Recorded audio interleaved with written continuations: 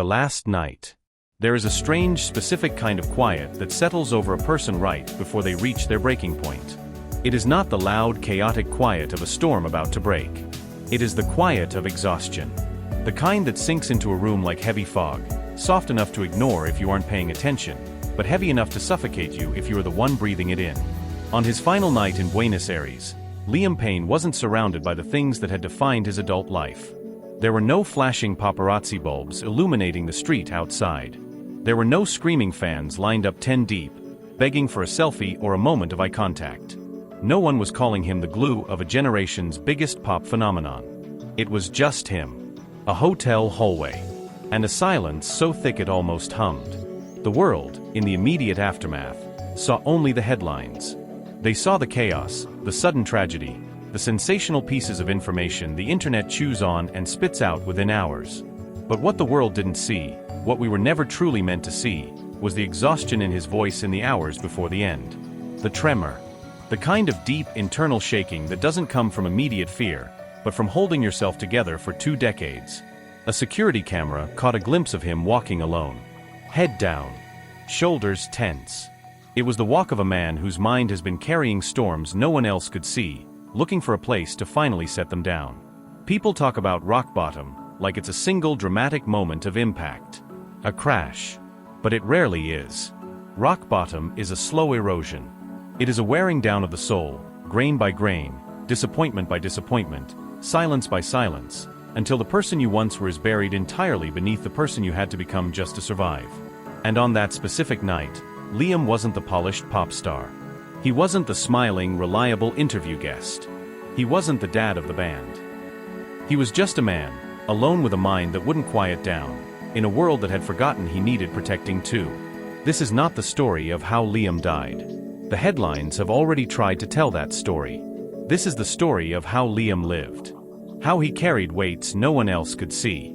How he learned to smile while drowning in plain sight. How he held together 5 colliding worlds until his own world quietly cracked. To understand this unraveling, we cannot start with the end. We have to go back to the very beginning. To the first fracture that taught a little boy to hide every other one. Chapter 1. The Echo Before the Fall. Every major tragedy in a public life has an echo. A soft warning sound that vibrates in the background for years before the collapse. With Liam, that echo was always there. It was quiet. It was polite. It was incredibly easy to overlook, because that is exactly how he learned to survive, by making his pain easy for others to overlook. Even in the brightest, loudest years of One Direction mania, when they were arguably the most famous people on the planet, the silence followed him. It was there backstage in green rooms filled with nervous energy. It was there in 5-star hotels that all smelled the same. It was there on tour buses hurtling through the night between cities he would never really see. Fans, understandably, saw the highlight reel. They saw the dazzling smile, the quick jokes, the reliable vocals. But what the fans didn't see, what they couldn't possibly see from the stands, was how often Liam went missing within his own mind. If you look back now, with the terrible clarity of hindsight, you can see it. There were countless interviews where he spoke, charming and articulate, but his eyes flickered as if he were reading from a script someone else wrote. There were concerts where he hit every single note with technical perfection, powerfully, reliably, yet looked utterly detached from the joy exploding around him. He could be standing in the center of a stadium filled with 80,000 adoring people and still be completely, totally alone. And here's the part that the industry doesn't like to talk about. Liam wasn't just dealing with the sudden, crushing pressure of global fame. He was dealing with the aftermath of a life that started with more pain than the world ever knew. Liam didn't learn to hide his emotions to survive One Direction. He had mastered that skill long before he ever stepped on an X Factor stage. He mastered silence like a second language. He mastered the art of appearing okay. He mastered being the strong one because, in his earliest reality, someone had to be. Between the lines of those old interviews, in the micropauses between the forced jokes, you can hear it, the echo of a boy who never felt fully safe in his own body.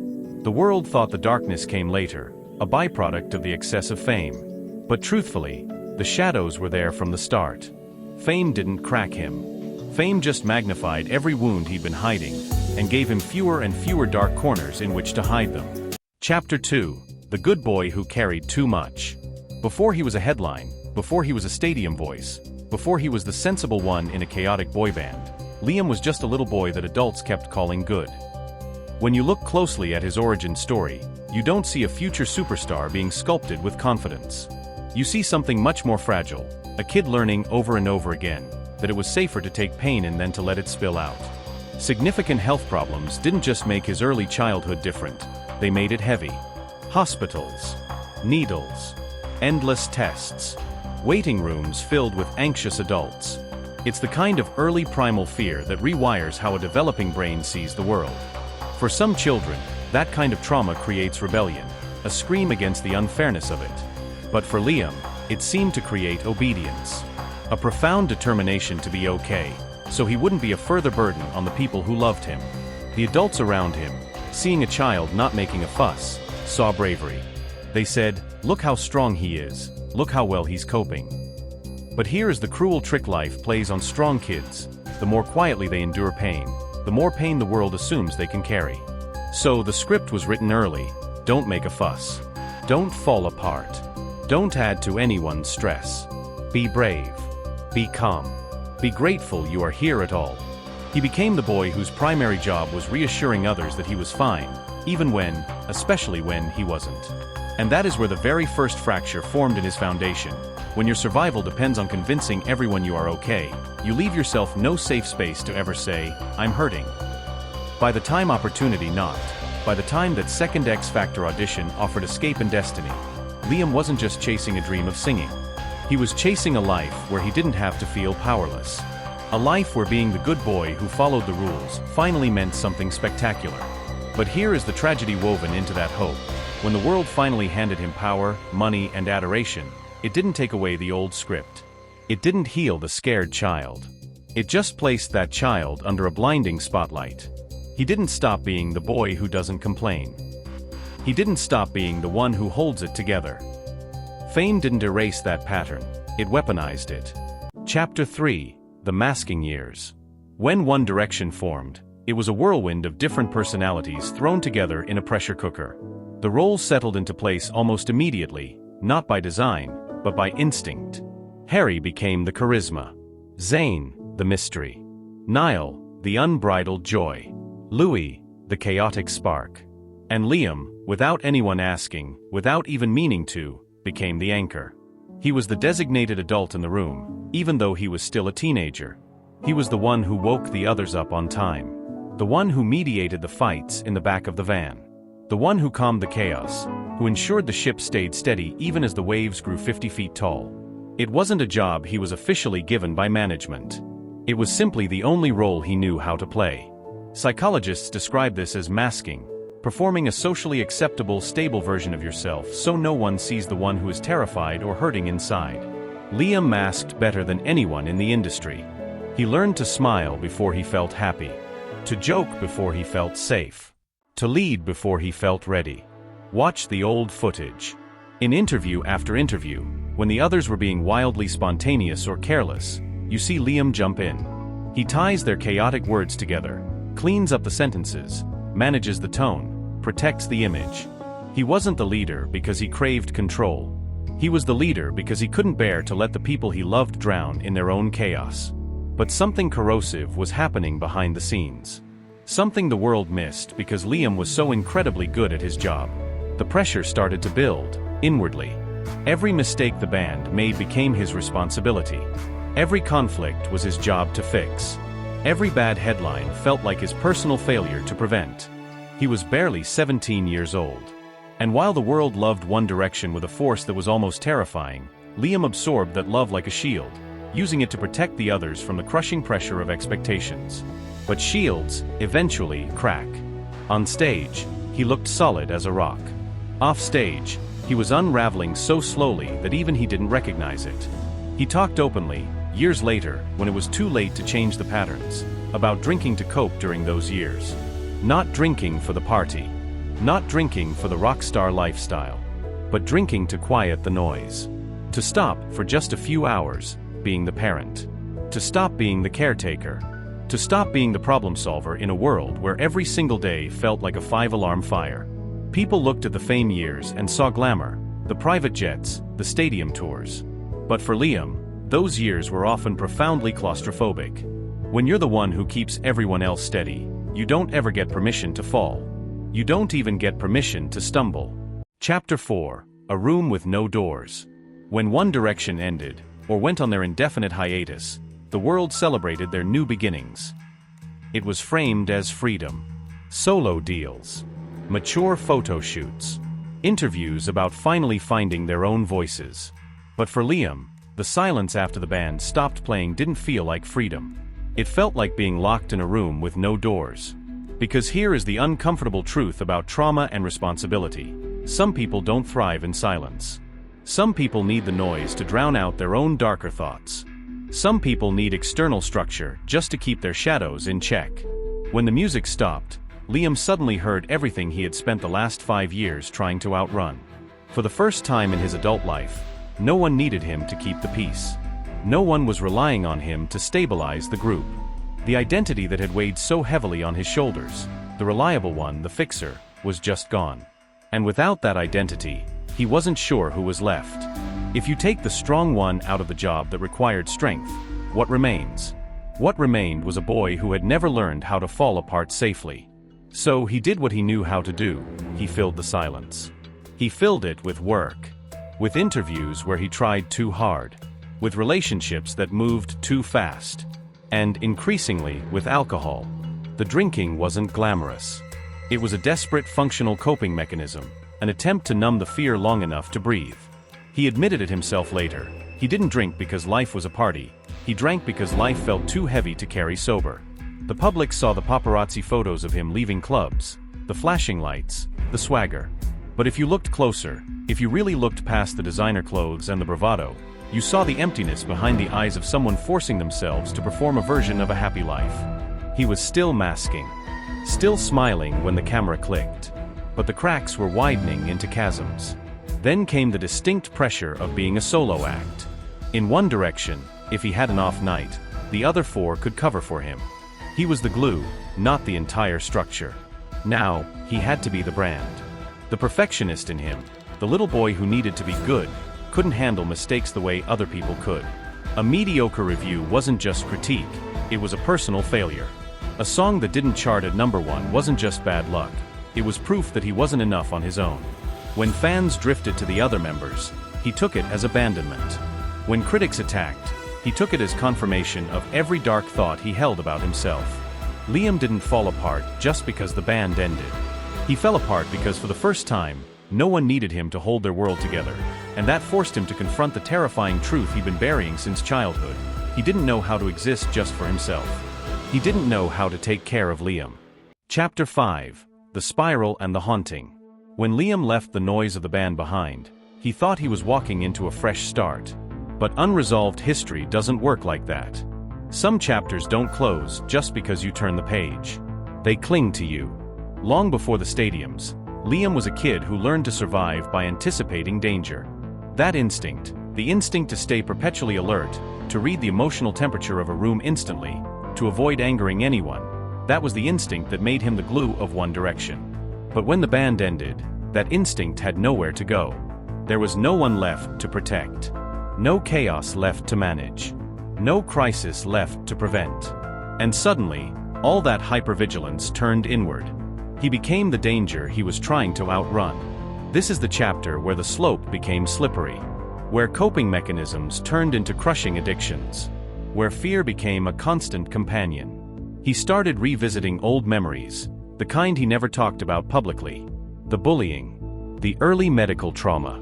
The feeling of always having to fight just to prove he deserved a space in the room. And the worst part of revisiting that pain was that he didn't see himself as a victim of circumstances.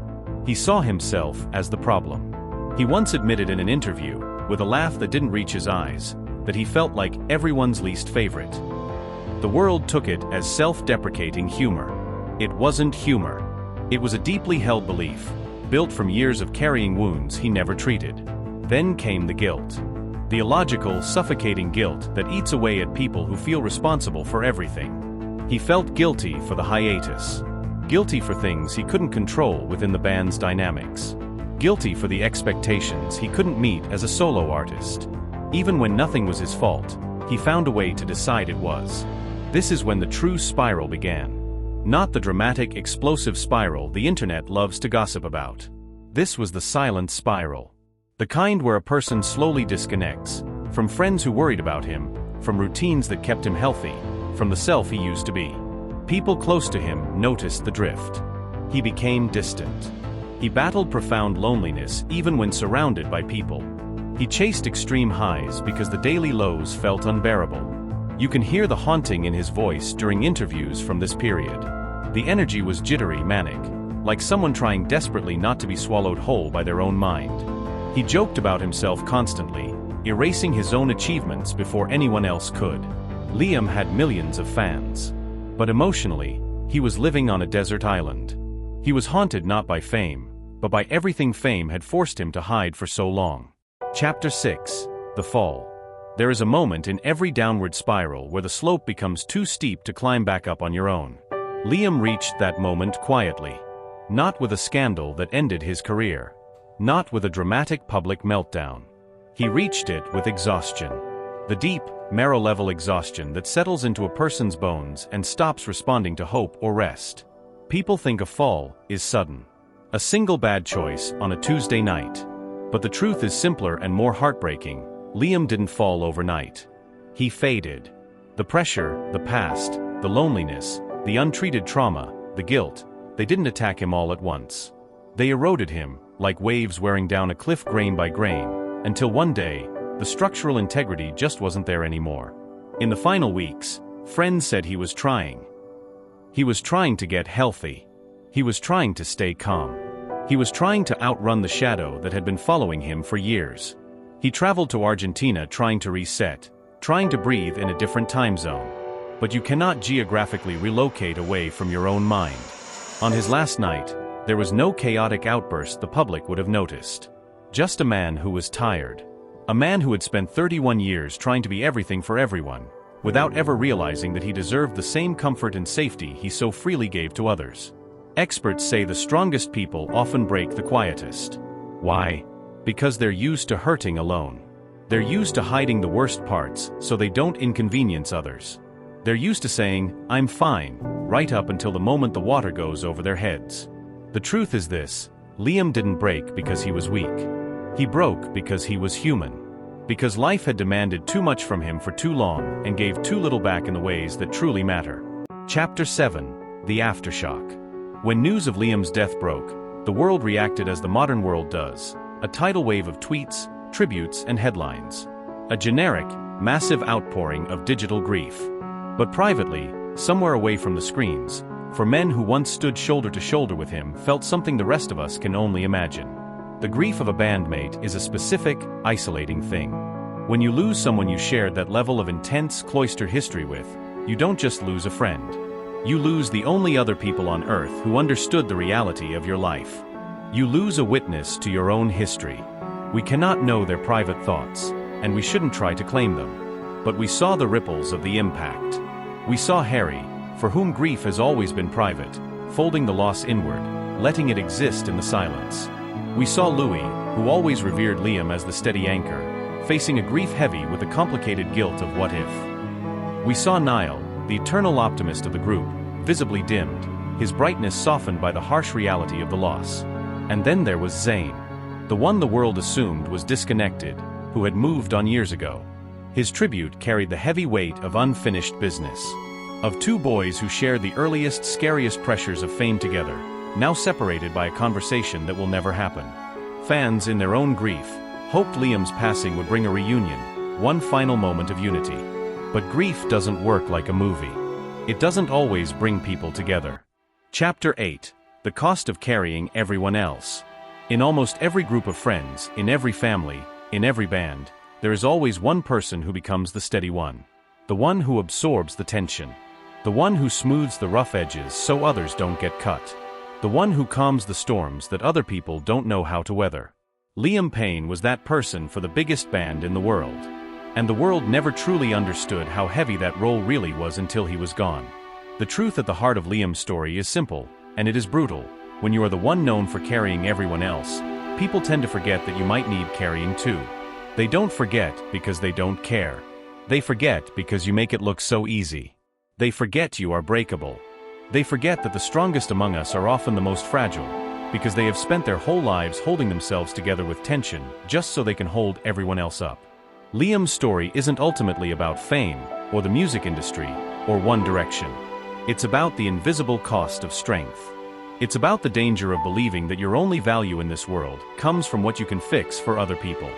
Millions of people watching this, people who never stood on a stage, will understand that feeling in their bones. It's the feeling of the friend who organizes every birthday dinner but never gets asked how they are really doing. It's the sibling who takes care of the aging parents while the others live their lives. It's the partner who stays calm during every crisis so no one else has to panic. It's the person who says it's fine a dozen times a day when it is absolutely not fine. Liam Payne carried expectations, trauma, guilt, and the immense pressure of being loved by millions yet feeling deeply misunderstood by most. And for years, he kept walking. Even when it hurt. Even when the weight became unbearable. So, what do we learn from a life that gave so much and asked for so little in return? Maybe the lesson is this: strength shouldn't have to be silent. Pain shouldn't have to be hidden to be valid. And no one, not even the person who seems the most put together, the most successful, the most reliable, should have to face their darkest moments alone. Liam Payne was not just a headline. He was a father, a son, a friend, and human being who deserved more time to figure out who he was when he wasn't holding up the world. His legacy must be more than just the music. It must be a reminder that checking on the strong one in your life might just save them. Because you don't have to be strong all the time. You don't have to hold everything alone. You deserve support. You deserve rest. You deserve to just be here. If this story resonated with you, please consider liking this video and sharing it with someone who might need to hear this message. And if you'd like to see more content that explores the deeper human stories behind the headlines, please subscribe to our channel.